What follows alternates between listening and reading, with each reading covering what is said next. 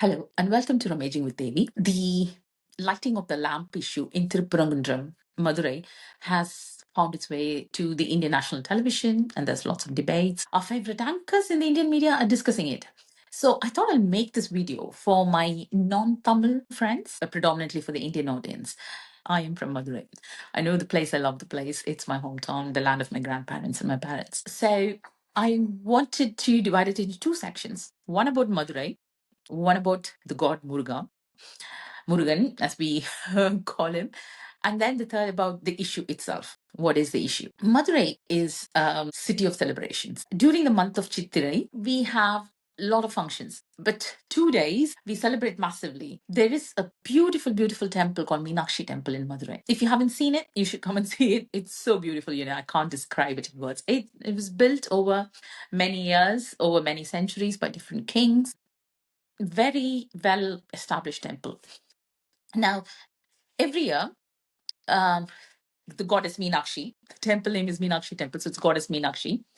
She marries Sivan. So it's Shivan and Parvati.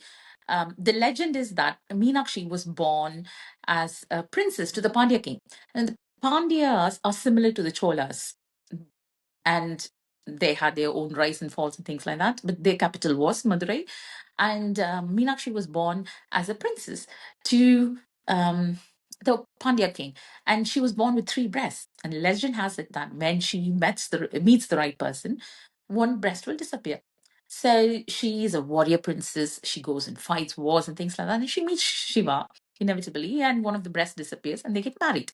And this marriage is celebrated annually in Madurai. Any wedding will have to have some drama. So the drama in this wedding is her brother, Aragar, who's an incarnation of Vishnu, has to come for the wedding. He's a bit delayed coming into the wedding. So when he arrives at the wedding is finished and he's so angry. And so he decides to go out and go instead of going into the city, he goes to the water, the river, Vaigai River. So that festival is called Aragar Athale Arangarathu, which literally translates into Aragar is entering the river. So, and that is celebrated massively as well. When I say celebrated massively, there are tens and thousands of people on the streets witnessing the procession of Aragar from temple into the river. And it's not just men on the road, it's men, women, and a lot of little children dressing up as Aragar, Meenakshi, and different divinities. So the divine wedding and Aragar's procession is celebrated on the streets. Tens and thousands of people, and it's celebrated annually as well. And the second festival I want to say is Adi Amman festivals. So the month of Adi is very auspicious, and Amman is female goddess. Some say, Parvati's incarnation, but we call the goddess Amman. And Mariamman. Mari means rain, so the rain goddess. So in Tamil, it's not a rain god; it's rain goddess basically. So in the month of Adi, which comes in late July, early August, just before the monsoons, it's celebrated very widely. And what happens then is every Friday, it's very auspicious, and people have porridge in the temples, and they donate it to other people as well. So if you come to Madurai during Adi, you have to have some article from one of the Amman temples. And what they do is they sprout some seeds, and it grows up until in a pot, and it grows up until this level, and they carry it over the heads, and the women walk in processions around the road during Adi. So it's called Molapari. And you can see all this lovely, beautifully dressed women walking around the streets in procession with the Molapari. And during Navaratri, we have in Tamil Nadu the ritual of having Golu. And if you walk around Meenakshi temple, there'll be lots of golus, beautiful, different kinds. You'll find from divinities to buses, autos, everything, all different kinds of toys around Meenakshi temple. It's so beautiful. This is Madurai. It's unashamedly a city of celebrations.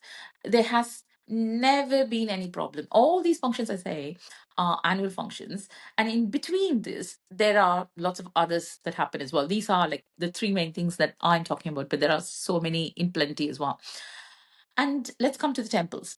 Madurai is called the city of temples.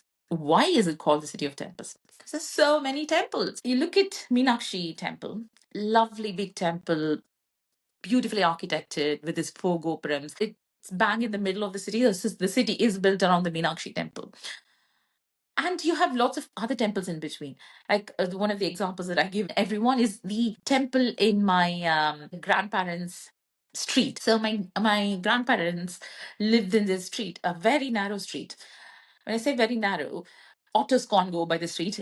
Only two-wheelers can pass in the street. So we don't have any autos or any other vehicles coming in through it. Definitely no cars.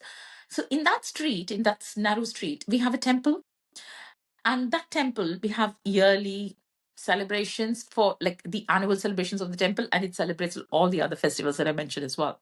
And it's properly celebrated. You know, it's celebration because they always have some radio on top of it and blaring God songs, Tamil God songs out of it. It's very hard to speak with people at that time. When I call like my parents, and it is very hard because you have that sound from the speakers because they celebrate functions. So from that small temple in that narrow street to the big Meenakshi temple, there are thousands in between. There's a whole range of it. So it's a city of temples, it's a city of celebrations. Now let's come to God Murugan. Now, who is God Murugan? He is one of the sons of Shiva and Parvati. The divinity of celebrating God Murugan is very uniquely Tamilian. Wherever you see Tamil diaspora, you can see Murugan temples. Like you see the big Murugan statue in Malaysia. Now, I think they're planning to build like a big Murugan temple in America as well. They say that's going to be like one of the tallest statues. So everywhere you see Tamil diaspora, you see Murugan temples. A very, very revered god. The popularity you can see in the names of boys. Um, for every 10 Tamil boys' name, you'll find one or two Murugan names. Murugan is called Murugan, Kartikeyan, Vadivelan, Palnivelan. There is quite a lot, and there's a combination of everything. You'd probably know the cricketer Dinesh Karthik. Karthik is Murugan's name, Kartikeyan. It's very, very popular. That is the evidence that I can give how popular the cult of Murugan divinity is in Tamil Nadu. And Murugan's birthday is Kartigai Deepam. Kartigai is the star, the Kartigai stars, and Deepam means light. In Tamil Nadu, we light lamps for Kartigai Deepam, Murugan's birthday, and not for Deepavali. Deepavali, we wear new clothes, burst firecrackers, make good food, and all that. But we don't light lamps. We light lamps for Kartigai Deepam. And it's very auspicious, and we do that for 3 days. The first day, few lamps, second day, a lot lamps, and the third day, we tailor it down as well. So, Kartik Deepam, having lamps, lighting lamps, is a ritual we all follow. So, for example, I've come to the UK now for the last 25 years, and I light candles in my house for Kartik Deepam every year. That is a very uniquely Tamil festival that's not celebrated outside of Tamil Nadu. Now, let's come to the problem. What is the problem? Why is it a debate? You've seen the background of Madurai, you've seen the temples in Madurai, and now you know about God Murugan as well. On the day of Kartik Deepam, in Thiruparankundram, which is one of the 6 homes of God Murugan. That doesn't mean Murugan has only 6 temples. There are n number of temples in Tamil Nadu for Murugan, but these are the 6 primary homes of God Murugan. And Thiruparankundram in Madurai is one of the homes. It's at the base of a rock, like a hill rock. And in the middle of the rock, there is Vinayagar temple, Vinayagar Pillayar, Ganesh. So Ganesh temple. And every year, near to the Ganesh temple, for Karte Deepam, the temple authorities light a lamp so everyone can see, and that's the ritual. And that's been happening for hundreds of years. The temple lights the lamp for Karte Deepam because it's one of the primary abodes of Murugan, right? And it's the thing to do on Karte Deepam. So they do that every year. And all the devotees go around the temple and celebrate it. And Thiruparankundram is very, very popular. People genuinely believe in the divinity of the temple. So people get married there. Even when they have like big marriage halls and things like that, they go to the temple and get married because they genuinely feel that their married life will be better. And you get God's blessings from the temple. So the divinity of the temple is very, very popular in the Tamil culture. Hence, Kartik Deepam is one of the important festivals for the temple of the year. So they do it every year, light the lamp. on the Pilayar temple, which is called Uchi Pilayar. Uchi Pilayar means like Pilayar at the top, like Ganesh temple at the top. So they light the lamp, never had problems, never ever had problems with Kate Deepam in Tamil Nadu. Full stop. It's not an issue of, there was a problem there, problem here. Not that any problem that didn't make it to state or national news. So Kartik Devam is a well celebrated festival, well known, well celebrated festival. And similarly, in Thiruparankundram as well, they light lamps at the Uchipilayar temple every year, and it's celebrated very, very well. Now, everything happens as usual. So what is the problem? Why are we all debating it? If you keep climbing up the temple after the Ganesh temple, there are a few more structures in the Thiruparankundram. And there is a Kailashwar temple. And if you keep going, there is a Dargah. The Dargah is a mausoleum. Mausoleum was the last, I think, Sikandar king who ruled Madurai. So this is the geography of the place. No problems, no nothing. People just went about their lives, praying God and living happily. And then suddenly someone comes and says, you know, there is a pillar there at the top of the temple. We need to light the lamp there. Not where you're doing at the Pilayar temple. You need to go and light it there. Why? The most important thing is close to the mosque.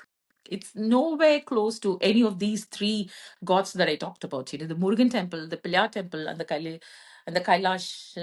Kailashvara temple. There's three temples. That pillar is not close to any of these three temples. That pillar is close to a mosque. So you want to go and light a lamp in a pillar, and that pillar is a survey pillar. It's not a religious pillar. There's no record of religious activity around that pillar at all. So nobody does it. They didn't do it, like they don't do it now or 10 years back or 20 years back. And it's near a mosque, that dargah. So they want to go and light the deepam near that in that pillar where there's no religious activity at all. So they don't want to light the lamp anywhere near the three Hindu temples, but near the dargah. Why? Do any of you know? Who's causing divisions? The people who want to suddenly start new rituals because it's election time.